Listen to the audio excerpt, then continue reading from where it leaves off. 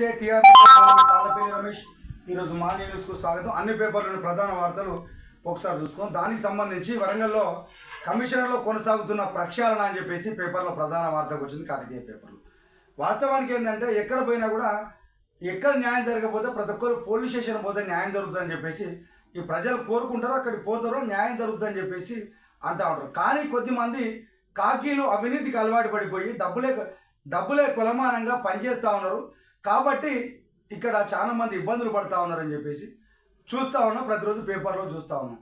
దీన్ని ప్రక్షాళన చేసే దిశగా, ఎందుకంటే మనం ఫస్ట్లో అనుకుంటాం ఇక మనం పోలీసు ఉద్యోగం వస్తే నీ అమ్మ ఏమైనా చేస్తాం మేము, ఇక మొత్తం లోకాన్ని మారుతామని చెప్పేసి అనిపిస్తూ ఉంటుంది. కానీ ఈరోజు చాలా వరకు అయితే రాజకీయ నాయకుల సెక్యూరిటీ కోసం వాళ్ళ కోసం పనిచేసినట్టుగా కొంతమంది అనిపిస్తూ ఉంటుంది. ఇప్పుడైతే అక్కడ ప్రక్షాళన చేయాలని చెప్పేసి సిపి కంకణం కట్టుకున్నాడు. ఇక అదొకసారి వార్త ఒకసారి మనం చూద్దాం.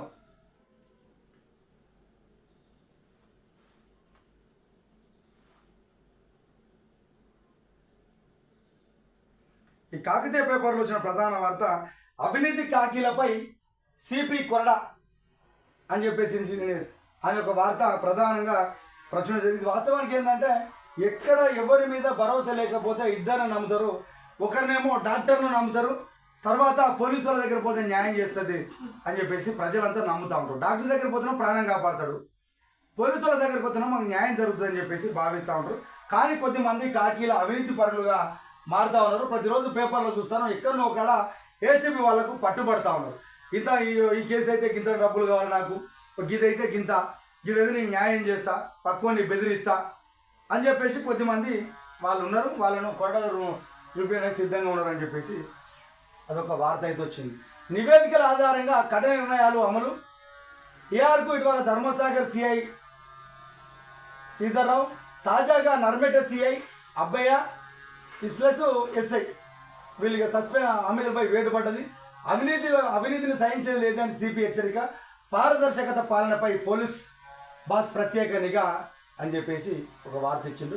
అవినీతి కాకీలపై సిపి కూడా కమిషన్లో కొనసాగుతున్న ప్రక్షాళన, డేగకళ్ళతో వివిధ మార్గాల్లో సమాచారం కూడా సేకరిస్తూ ఉన్నారు అని చెప్పేసి వచ్చింది. ఎందుకంటే ఈ సమాజంలో 100 పాలుగా ప్రతి ఒక్కరు న్యాయం జరగాలంటే ఈ పోలీస్ వ్యవస్థ అనేది నిష్పక్షపాతంగా ఉండాల్సిన అవసరం ఉన్నది. కానీ ఏందా అక్కడ ఉన్నటువంటి మండల పరిధిలో ఉన్నటువంటి ఎస్ఐలు ఆ సిఐలే అవినీతికి పాల్పడతాంటే ఎవరి దగ్గర పోయి ఏం చెప్పుకుంటారు ప్రజలంతా ఒక్కసారి చూద్దాం. పోలీస్ శాఖలో అవినీతికి అక్రమాలకు ఏమాత్రం తావులేదని చెప్పేసి వరంగల్ పోలీస్ కమిషనర్ సంప్రీత్ సింగ్ మరోసారి తన రాజ్యలేని వైఖరిని చాటి చెప్పిండ్రు.